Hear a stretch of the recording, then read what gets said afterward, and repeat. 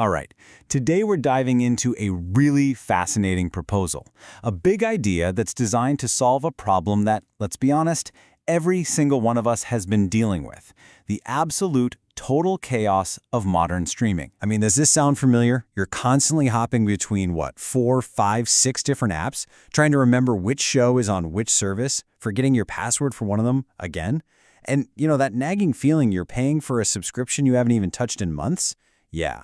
You are definitely not alone. That feeling actually has a name: subscription fatigue. It's that burnout we get from trying to manage this crazy, fragmented world of content. And according to this proposal we're breaking down, this isn't just a headache for us viewers. It's become the entire industry's Achilles heel. Because think about it from the studio's perspective. This fatigue is a huge business problem. It creates massive churn. That's when people subscribe to watch one specific show, and then boom, they cancel the second it's over. It shatters all the viewership data, so studios have no clue what we really want to watch as a whole. And maybe the worst part? It makes piracy start to look like the most convenient option again. That just creates a totally unsustainable business for everybody. So rising from all this chaos is a proposed solution called Vista. The concept itself is incredibly simple, but wow, its implications are just enormous. One single platform, one single subscription, for all the content from every major studio. Okay, so what would this actually feel like to use day to day? The real power of the Vista concept isn't just about having everything in one place. It's about how it would completely redesign the viewing experience from the ground up to finally put you, the user, back in the driver's seat. So instead of that rigid prescribed grid of shows everyone has, your home screen would be this customizable canvas that you build yourself using widgets. Now, a key innovation here is something called the link widget. Just imagine creating a single folder for, say, the entire Marvel Cinematic Universe. It would automatically pull in every single movie, every series, every special, no matter which studio originally made it. That is how you truly kill content fragmentation. The business model here is also pretty interesting because it pivots to personalization.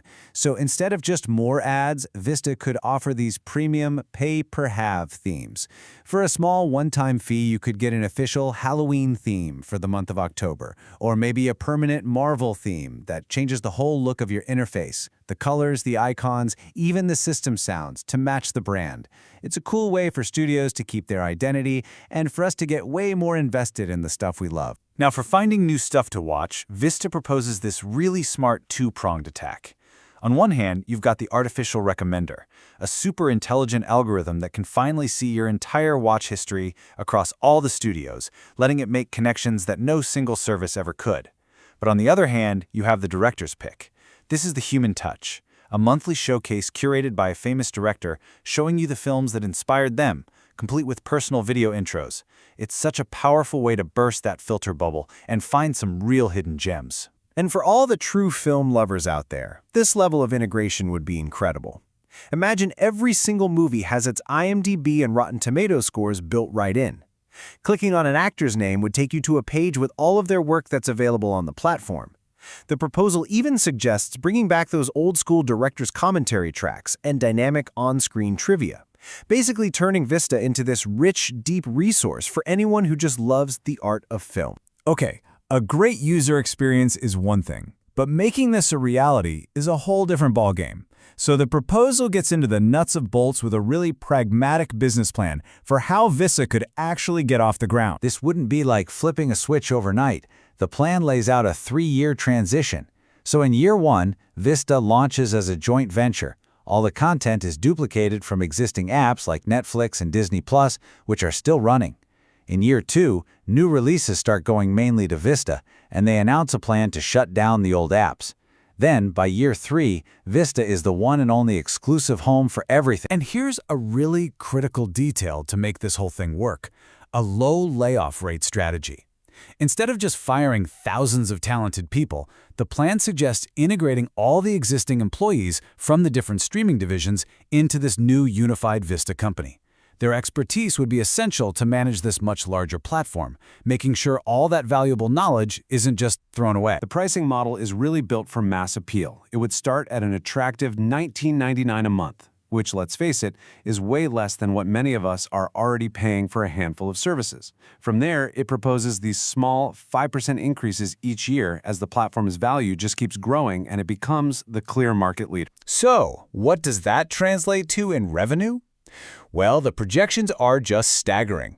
Based on getting about 1.5 billion subscribers in its very first year, the model projects almost $360 billion in revenue. Then, as the platform consolidates and grows to a predicted 1.8 billion users in year 2, that revenue number jumps to an estimated $453 billion. And by year 3, with 2 billion subscribers around the world, Vista would be projected to pull in over $500 billion a year. $527 billion to be exact.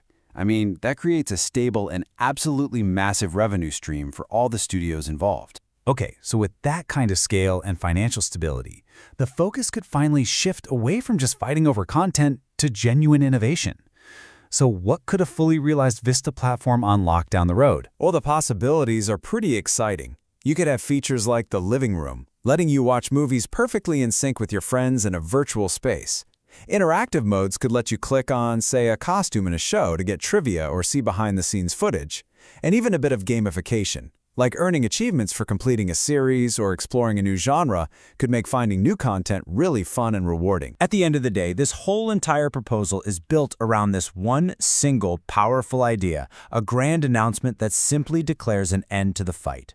Vista wouldn't just be another soldier in the streaming wars, it would be the peace treaty. Of course, this is a massive, incredibly complex undertaking.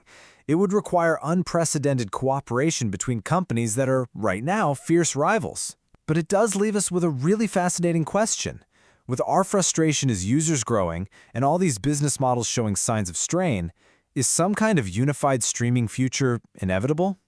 Whether it ends up being called Vista or something else entirely, that's definitely something to think about. Thanks for joining The Explainer.